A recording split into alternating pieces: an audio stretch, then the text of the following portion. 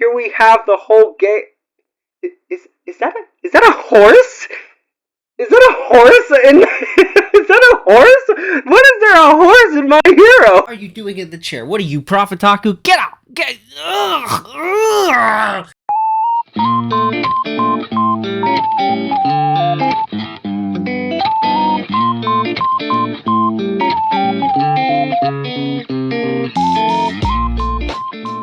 Hello, all my otaku friends. My name is Prophet Taku, and welcome back to my channel for my February 2023 manga haul. Looks like it was another big month for the channel with 75 volumes. One of these days, I swear my reading log is going to be bigger than my manga haul. So let's start this manga haul off with the most exciting thing I picked up this month. I was super excited for this. Huge reprints from Viz Media. I got 5 omnibuses of the Yu-Gi-Oh manga to complete my set. So the last volumes I needed were volumes 2, volume 4, 5, 6, and 7. Yu-Gi-Oh was such a huge part of my childhood.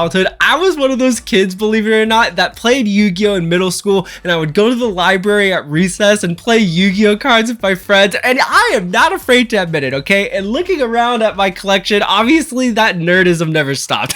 But with Yu-Gi-Oh specifically, just like Yu Yu Hakusho, I played the long con. I played the waiting game. I placed my order in the middle of 2021, and I said it will be reprinted, and my patience was rewarded. The mangaka sadly passed away in a tragic accident, and when that happened, the prices of Yu-Gi-Oh just skyrocketed. Obviously, scalpers want to take advantage of that. I said, nope, I'm not going to worry about it. It's going to happen, and it did. Your patience will be rewarded, I promise you. But I just cannot wait to get into Yu-Gi-Oh. I watched all the anime as a kid, and I obviously played the card game. I can't wait to absorb it in this format as an adult and see if it holds up just like the anime and card game counterparts. So this next section here is going to be all the Shoujo, Josei, and romance series that I picked up this month. It's a pretty big part of my haul, so if that's not your cup of tea, I'll leave a little time right here and you can go ahead and skip ahead. So first up, here's a light novel series that I picked up during the Right Stuff Valentine's Day sale, and that is I'm in Love with the Villainess, volumes 1 to 5 from 7 Seas. These are pretty chunky volumes. The reason why I picked this up is because I was looking to get into a villainous manga or light novel. It really didn't matter to me because I do like reading light novels, and basically what I did is I just went to my anime list, I typed in villainous, and I just found the highest rated one I could find. And thankfully all of these were in stock, so I went ahead and picked this up. This will be my next read after Bofuri. I'll max out my defense, so I cannot wait to check this one out and see what all the hype is about. Next up here is Rainbow Days volume 2. I did a first impressions review of volume 1. I highly recommend you check it out. I give very comprehensive thoughts on my opinions of this beloved shoujo series. I love the angle of this being from the perspective of the boys in high school doing funny things, being boys. It's just great fun. Highly recommend. Here we are with another reprint, and this completes the set, so it's super exciting. We have Nana volume 12. I literally just got this in this afternoon. It completes my set of this beloved series by Ai Yaozawa. Yes, it's on hiatus at 21 volumes. Will we get more of this? I don't know, but I am glad to just have it in my collection, so when I'm ready to read this shoujo drama series, I have it all in my collection. Speaking of shoujo series that everybody loves, here we are with A Condition Called Love volume 1. I know nothing about this high school shoujo series. I just know it's super cute. Everybody loved it. It was in Kodansha digital jail for quite a while, and we finally got a physical print release. Is this the way that the page turns so that Kodansha starts releasing more of their digital jail manga? I hope so, but this is a promising start. Next up is the Assassination Drama Action series, Love of Kill, a Josei series, 10th volume. We're gonna get volume 11 pretty soon. It ends at 13. Action-packed craziness. It's really interesting in this Josei romance world. It's just such a cool take, and I highly recommend. Next up here is a thick one-shot from Kodansha. It's called Is Love the Answer? And this is a really unique story. It follows a girl who goes to college. She's never had any romantic interest in anyone when she realizes that she's asexual, and she meets other people who are asexual as well. Really interesting take. I'm not big onto LGBTQ plus manga. I've just never really dived into that genre before. Yes, I like Yuri. Yes, I've read some BL before,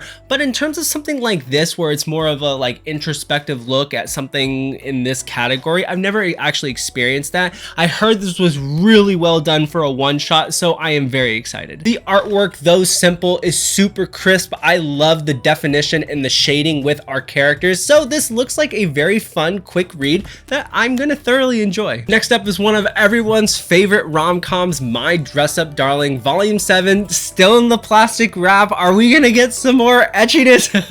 But yes, we all know Dress-Up Darling. We know it all continues to be good. It's a very, very strong manga series with a great relationship and an even more interesting premise learning about cosplay. I thoroughly enjoyed that part of the manga. Next up here is Yakuza Fiancé Volume 2. I have not read Volume 1 yet, and I need to get on this hype train because I really love this manga because other work, Haru's Curse, and I heard that this one is even better than that. It definitely gives me the vibes of Love of Kill, a more darker type of romance series, so I have to read it. But surprisingly, this is not a shoujo or a josei. This is considered a seinen, which blew my mind. Next up here is a new shoujo beat series on the block, My Special One. I just put out a video, 5 shoujo recs in 5 minutes. I highly recommend you check that out. I go over 5 different volume 1s that I ingested this month. My Special One was on there and it was a fantastic read, super underrated. It doesn't look like much on the cover, but let me tell you, it's very well written. These next 2 series here are from the same mangaka, and there's a really fun backstory to this. So my birthday was on January 29th, and you know, I just posted that it was my birthday, and then I get 2 Amazon packages in the mail. I go, I didn't order anything from Amazon, and in those Amazon packages were volume 1 of Dawn of the Arcana and The King's Beast by Ray Toma. I had never heard of Ray Toma, and in terms of fantasy shoujo series, I haven't really gone into that type of manga except for Yona of the Dawn. I found out that Marguerite's manga sent these 2 volumes to me for my birthday, so Mark, thank you so much. You're such a great friend, and I very much cherish our friendship and our buddy read of High School Debut. But I read these 2 volumes. I absolutely loved both of these series, so I decided to pick up even more. So we have volumes 1, 3, and 5 of Dawn of the Arcana and volumes 1 to 9 of The King's Beast.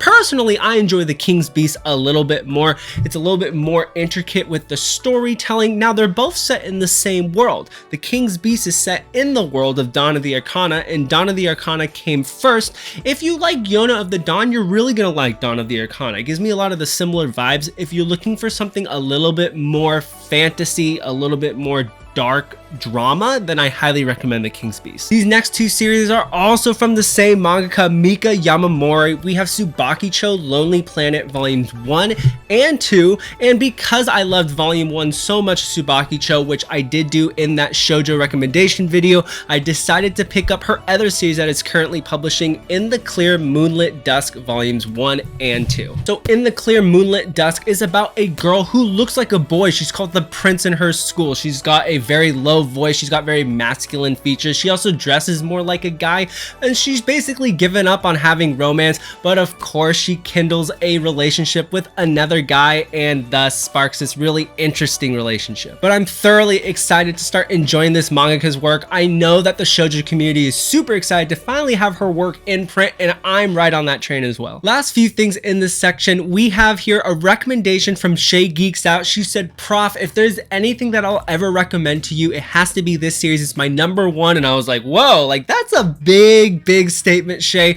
So because of that, I did pick up the first 3 volumes of Sacrificial Princess and The King of Beasts. This is a political shoujo drama series about a girl who is meant to be a sacrifice to the beast. However, the king decides to save her and they start a relationship instead. I heard that this is, of course, a fantastic series released by Yen Press. It is complete at 15 volumes, so I will read these first 3 volumes, see if I like it, and if I do, I will pick up the rest. Shay did say that if you don't like the first 3 volumes, then you probably won't like the rest of it. Next up is a series I swore I would never pick up, and I was like, you know what, let's just go ahead and pick it up. It was on sale. I flipped through it at the bookstore, and I really enjoyed the art. It just seems super cute and fluffy, and that is Kubo Won't Let Me Be Invisible volumes 1 and 2. It's basically about a boy who is invisible to his classmates. He's just kind of a loner, doesn't talk to anybody, but the whole shtick is that because he's such a loner, he's like actually invisible to them.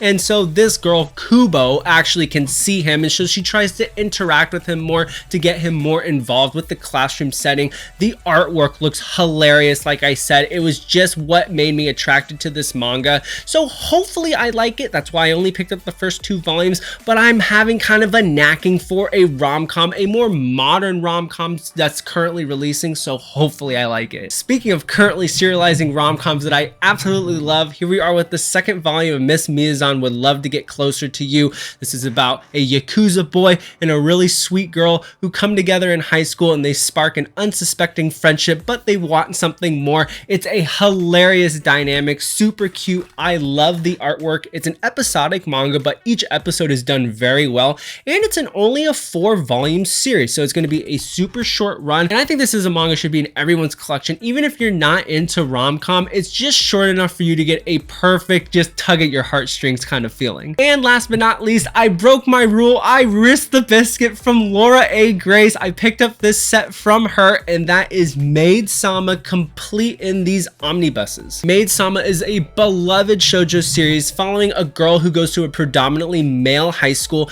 and she ends up working in a maid cafe to kind of make ends meet. And then the high school boy that she has a huge crush on finds out about her double life, and it's about their interaction in this maid cafe and at school as she kind of leads these two different lives. Definitely gives me vibes of Horimiya, but obviously this came first, so I'm super excited to get started with this series. Laura A. Grace told me that her big issue with the series was actually the protagonist, the main character girl. She didn't like the way that she was portrayed and the vibe she was giving off. Yeah, that definitely sets red flags in me as well, but you know, I might as well just keep throwing money away because I bought the whole thing.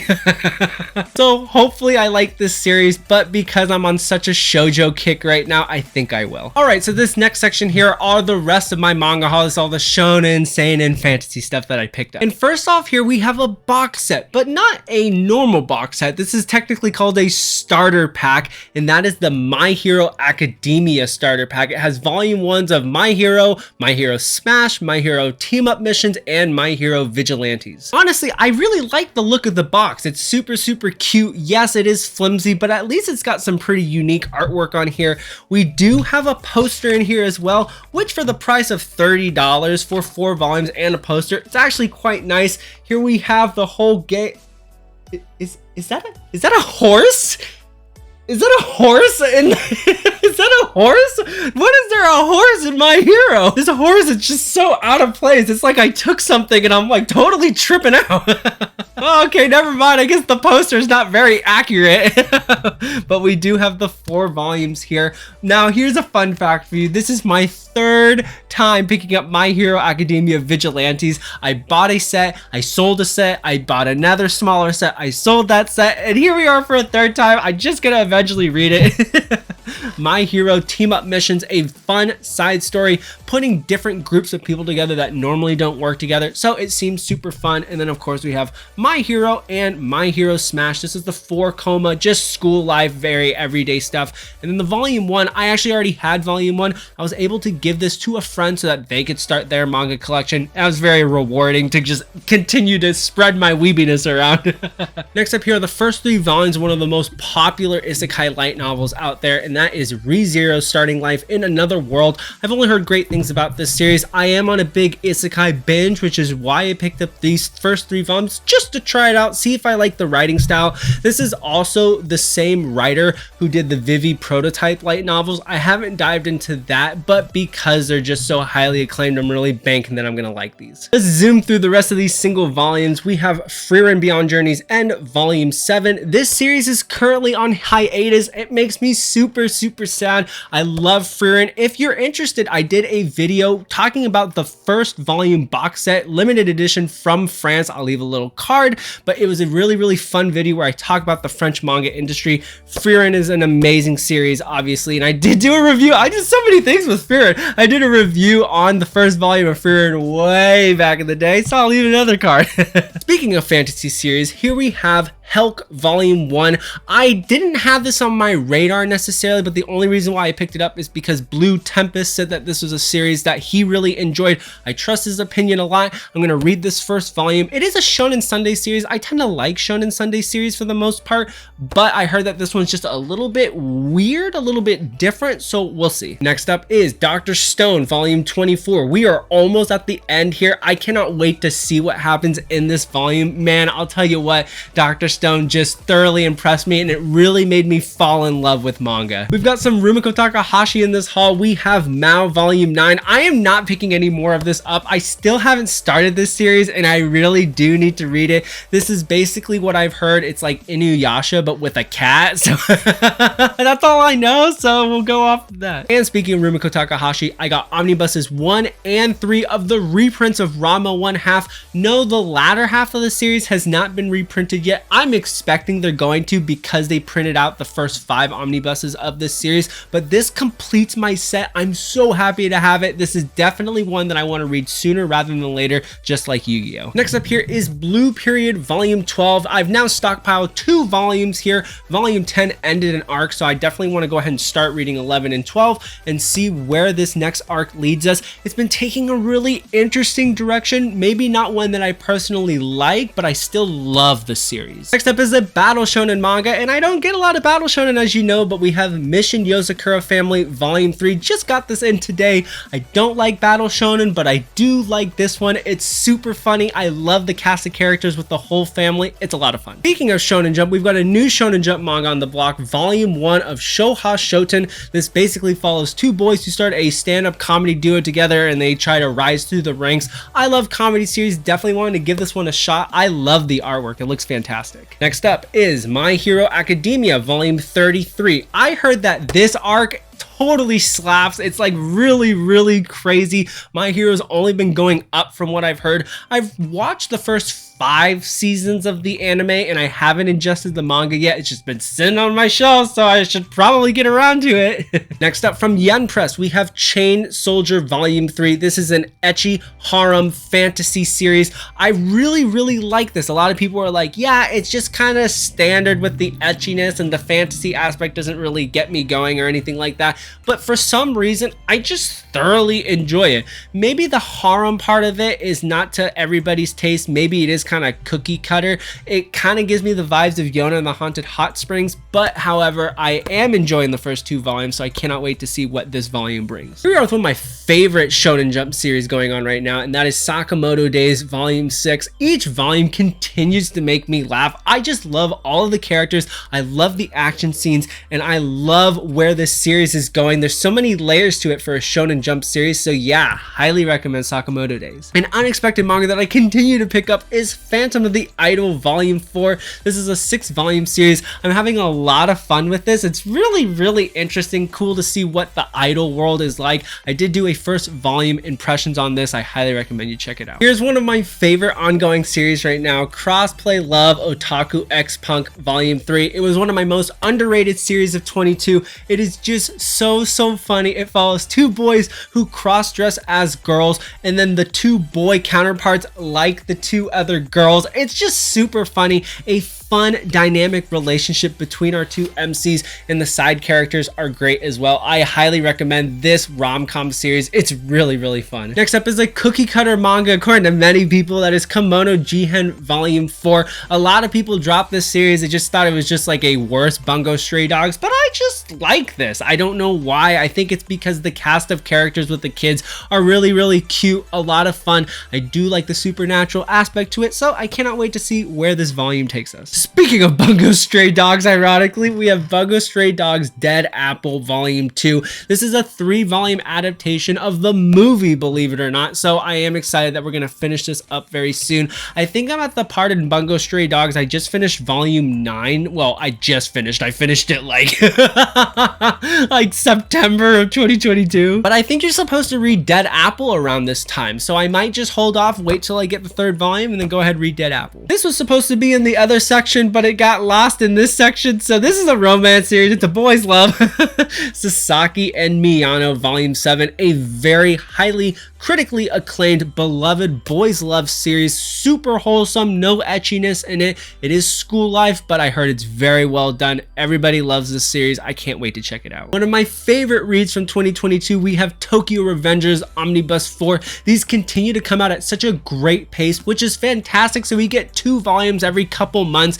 Oh, I just love Tokyo Revengers. I cannot wait to see what this volume brings. Now here's a manhwa that I absolutely fell in love with. Ise Press sent me the first volume to try try out and review for them, and I absolutely loved it. I didn't think I was going to, and that is Villains Are Destined to Die. This follows a girl who gets put in an otome game, and she's trying to navigate this world that she just loves so much, and it's really, really funny, and I have thoroughly enjoyed it. The artwork is some of the best artwork in their catalog of manhwa. It's super, super nice. Yes, these volumes are pretty expensive at $20 MSRP, but you're definitely getting your money's worth. Now, here's a series I haven't thought about in a while, Golden Kamuy Volume 28. We're almost done with this 31 volume series. I haven't read this in a while. It's been like 4 months since the last volume, so hopefully we get these sped up so that we can just finish this series. But I love Golden Kamuy. The last several volumes have been big mic drop moments, so I cannot wait to see how this wraps up. All right, we got a few more volumes here, but they're all chunky boys. First up from Kodansha, and I did not realize that this was an omnibus and it was going to be oversized, but we have Break of Dawn. Now, when I first saw this manga, I didn't know what it was about. I knew it was sci-fi, but it definitely gave me Satoshi Muzukami vibes with the art style, so I immediately pressed pre-order, but apparently this is very critically acclaimed. It follows a boy who goes up to the roof and meets up with this robot, and they're here to discover a secret that's been lying dormant in Earth for many years. Honestly, I don't know what to expect with this. This is one of the biggest wild cards I've ever had with manga in my reading career. I know nothing of this. I really, really like the release. I think it looks super sick. So yeah, I'm gonna read this very soon. Next up here, from the creator of Tokyo Ghoul, is a new volume 1, Chojin X. I don't know anything about this series. All I know is that this guy, he can turn into a Chojin, I think. And obviously the artwork is fantastic. It's what made Tokyo Ghoul great. I heard that this isn't as good as Tokyo Ghoul, so we're gonna see where this goes, but Viz Media and Right Stuff are sending me another copy of this, so I cannot wait to review this on the channel, see if it lives up to the hype, and give you guys one copy as well. And saving the best for last, even though it is in the wrong section, we have Marmalade Boy. This is the collector's edition from Seven Seas. It's fantastic that Seven Seas decided to re-release it in these beautiful omnibuses, color pages. You have a new translation. This is a beloved shoujo series, critically acclaimed. I'm just super glad we have this because I probably was never going to collect the Tokyo Pop edition. So yes, I cannot wait to ingest it. It's an 8-volume series, I believe, so we're going to get 4 of these. This premise is super, super weird. It follows this girl here, and she has her parents. Her parents decide to switch themselves out with another set of parents, so now she has 2 new parents, but those parents have a son, so now she also has a stepbrother, but obviously there's romantic feelings there. It's really weird. I don't know if I'm gonna like it. It definitely gives me those 90 vibes. A lot of people are saying that some of the stuff is outdated on this, but I'm definitely keeping an open mind because it's so beloved. And that is it for my manga haul for February 2023. We got lots of great videos on the way in March. I cannot wait. As always, if you enjoy my videos, please hit that like button, tap the subscribe button, hit that notification bell so that you know when more of my videos come out, and I will see you in the next one. Take care now. Bye-bye.